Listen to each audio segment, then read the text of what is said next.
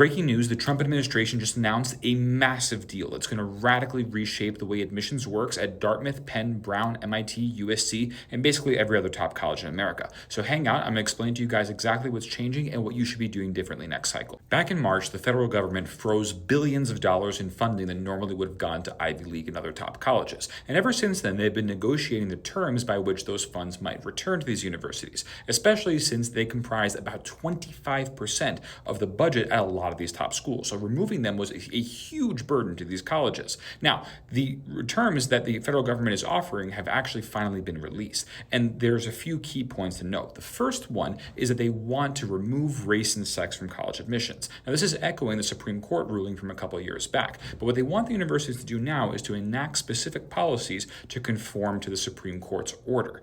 So completely getting rid of any questions that would have otherwise given admissions officers information about students' race or sex, so that they can focus on the other qualities in an application. Now, the second thing they're asking the colleges to do is to freeze their tuition. So for the next 5 years, all the colleges who agree to this deal are going to also agree to a tuition cap. They're not going to be able to raise tuition for any reason, which should be a big relief to the students attending. The third thing they're asking for is for a cap on international students. Now, this is going to have a huge impact on the graduate level, not so much the undergraduate. At most of these colleges, Columbia is probably an exception, but at most of these top colleges, they were already pretty close to the 15% limit the federal government's asking for. But for graduate programs, there were a lot of graduate programs that were over 50% international students. And you're going to see those programs radically reshaped if these colleges want to return the federal funding back to their coffers. Now, the last one is going to be a requirement for an objective metric in college admissions. They're requiring these colleges to have some kind of standardized test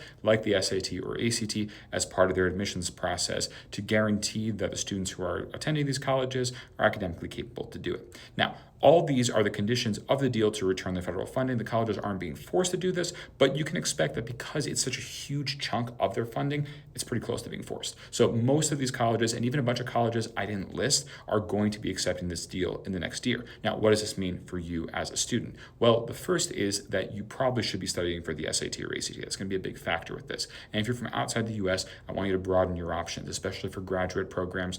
There is going to be a much higher standard for international students to enter American colleges. For everybody else, this is actually pretty much good news because it's going to free up a lot of spots for domestic students, and at the same time, there's going to be that tuition cap, which is going to be very popular, I think, for a lot of people. But yeah, so if you guys have questions about the new changes, please drop them in the comments. I'll do a follow-up video answering some of those questions maybe later this week.